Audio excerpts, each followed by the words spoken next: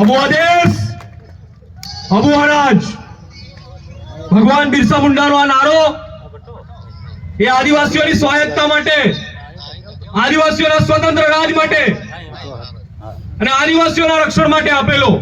એનો મતલબ થાય છે કે આપણા દેશમાં આપણું રાજ.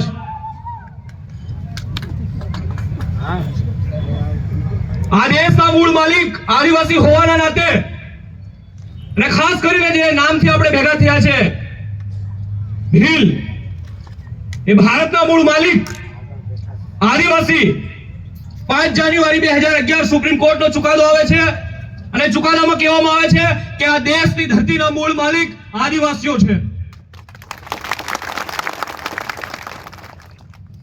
જ્યારે ધર્મ સંપ્રદાય ભગવાન પણ પેદા નહોતા થયા એના પહેલાથી જે રહેવા વાળો છે આદિ અનાદિકાળથી એને આદિવાસી કહેવામાં આવે છે. આખી દુનિયા એને આદિવાસી તરીકે ઓળખે છે.